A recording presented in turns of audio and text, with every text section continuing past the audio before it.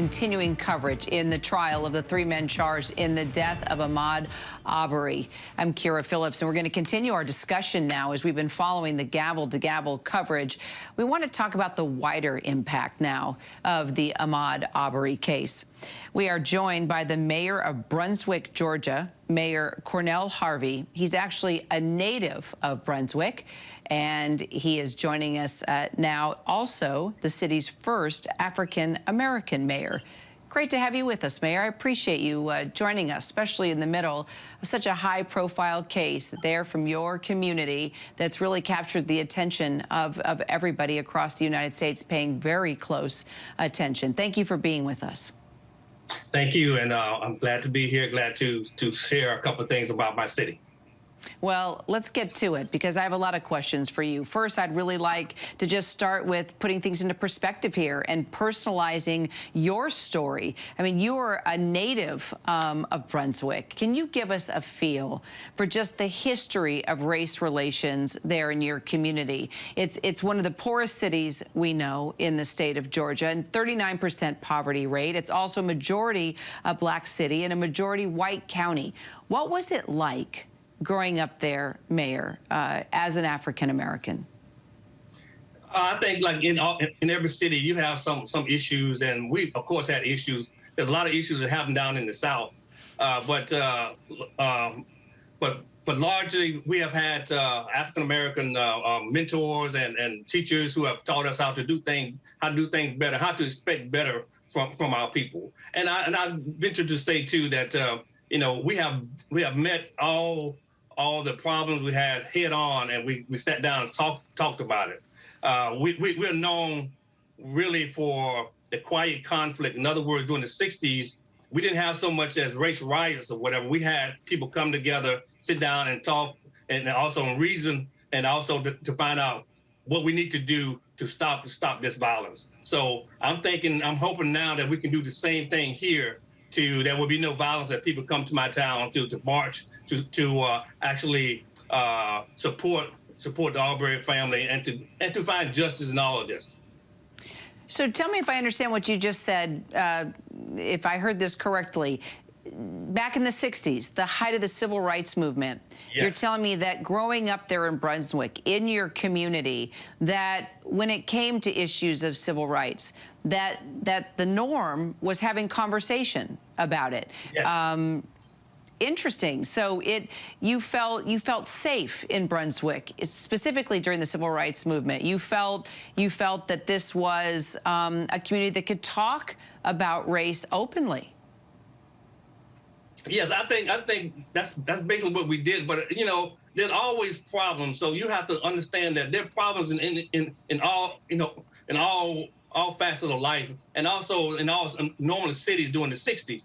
However, the leaders came together, they sat down, they talked about things, and when something spurred up or a spark would happen, you know, they immediately addressed that issue, and then it took care of that issue. Now there were issues, sure, there are a lot of issues. However, we got through them in a good way.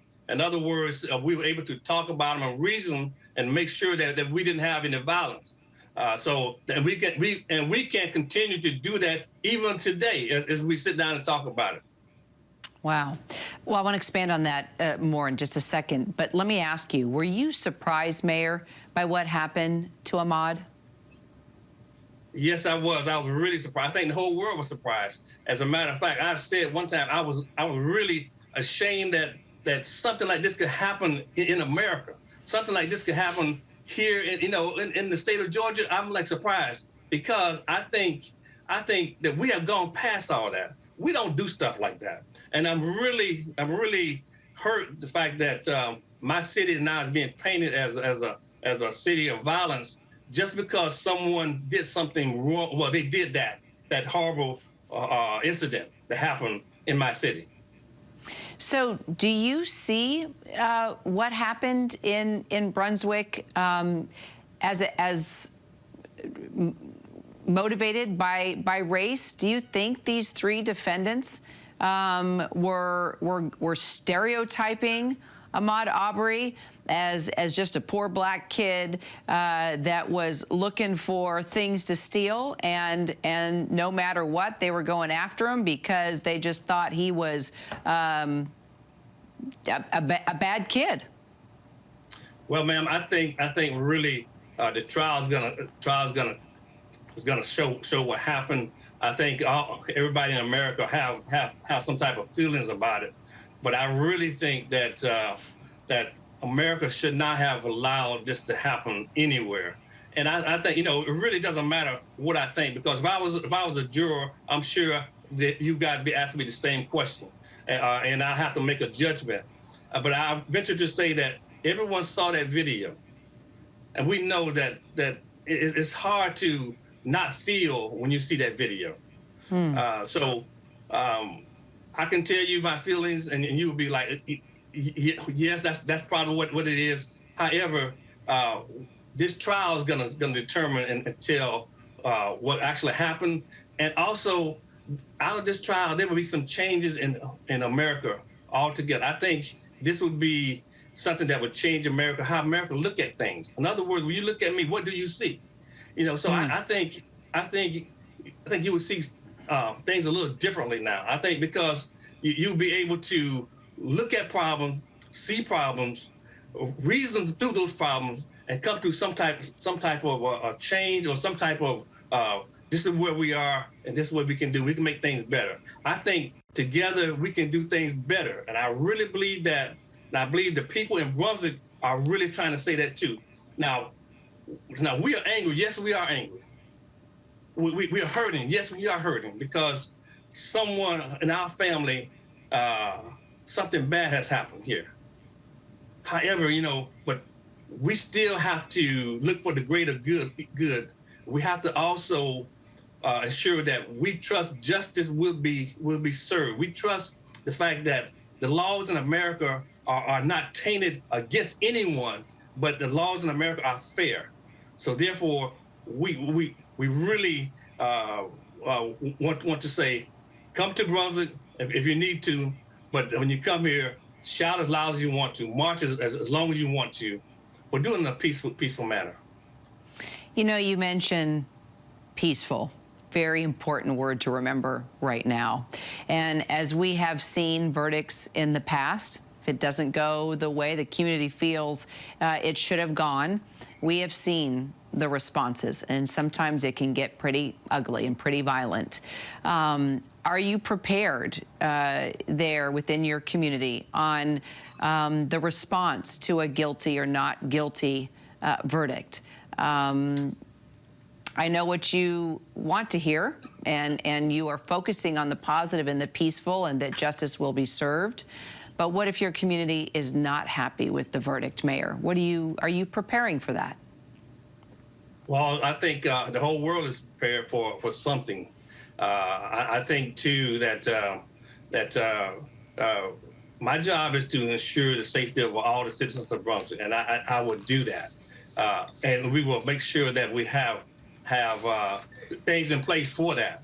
But I believe that we need to focus on the positive and stop looking at so much as a negative.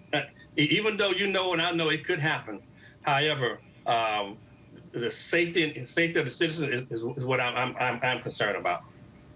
Mayor, let me ask you about the first prosecutor in this trial, former DA Jackie Johnson. She recused herself, noting that one of the defendants had been an investigator in her office before he retired. First of all, do you know Jackie? I do know. Yes, I do know her. And just by knowing her, how do you feel about her? Do you respect her? Do you trust her? What did you make about her decision to recuse herself? Well, I think that will come out in the trial too. But I venture to say the fact that I'm a military man, and I really believe when you take office, you have to serve the duties of your office. And if she did not, I'm sure that will all come out too as well. What she did. It was just something I personally thought she should have done something more. However, the trial will also dictate all that too. That will come out in the trial as well. So you say do something more. So what do you think about how this case was initially handled, Mayor? And what are the implications when it comes to systematic racism in the justice system? Well, I think we will have a change in the way things are done. I think this has brought more emphasis and more light onto what's going on, especially in America, I'll say. I believe that we can make things better. Again, like I said, I always say, together we can make things better. Unity must prevail in this community, and we're going to continue to express that. I venture to also say that there are pastors in my community who are supporting of the family. There's pastors in the community who are supportive of justice. There's pastors in the community who are supportive of just peaceful marches and so forth. So whatever happened, we know how bad it was, but we still have to deal with this moving forward. You know, a Confederate statue in Hanover Square there in Brunswick has been a source of controversy, and we've talked about it ever since. A lot of these statues have been taken down, and you know, through the past couple of years. And during the trial, I see that it has been covered in sheets of plastic and duct tape. Tell me why you're trying to protect this statue. Well, a citizen came to us and didn't want to protect it. They wrapped it up. It wasn't the city of Brunswick that did that. I think they were concerned. Previously, someone painted BLM on it, and it took a while to get that painted off. Now there have been groups. There have been an organization who wants to come and take the statue and put it in another place. You know, and we are open to that too as well. So. And the statue, you know, is there, but we are open to people, a group that want to come and also move it and put it in a place where they want it to be. Do you want it there, Mayor? I think I'm on record to saying that no, I want it moved. So I haven't changed my my opinion. And how long has that statue been there, by the way? I mean, you're a native. How many years would you say? It's been over 100 years. Okay, so when you were growing up, did it bother you? Did your parents ever talk about it? Did your family ever talk about it? Did you ever see that statue and ask, what does that mean? What does that represent? Was it ever a discussion point, I don't know, in grade school or among your friends or your family members? No, it was not. And I tell you, back then, it wasn't something that we really talked about. And you have to look at the times. And it's kind of funny that we always look at the past and try to make it come to the future, to the present, and we can't do that. You got to look at the time, exactly what it was. So back then, I'm pretty sure no one could have said anything about that statue of no one of the black community. So times have changed, that is for sure. Yes, they have. They have. Yes. Mayor, let me ask you, after Arbery's death, Georgia Governor, your Governor Brian Kemp, actually signed a state hate crime law and called it a silver lining. Georgia had been one of only 4 states without one. Do you see that as a silver lining? I see that as a step forward. I see that you know, in every race that you run, you have to take one step forward, because if you're going backwards, you know, you're losing ground. So I look at that as yes, we must go forward, and this is a step to do that. Mayor Cornell Harvey, sure appreciate your time today. I hope that we can talk more throughout the week, and also once a verdict is read. We'd really like to have you back, Mayor. Thank you. I appreciate it very much. Appreciate you. Hi, everyone. George Stephanopoulos here. Thanks for checking out the ABC News YouTube channel. If you'd like to get more videos, show highlights, and watch live event coverage, click on the right over here to subscribe to our channel. And don't forget to download the ABC News app for breaking news alerts. Thanks for watching.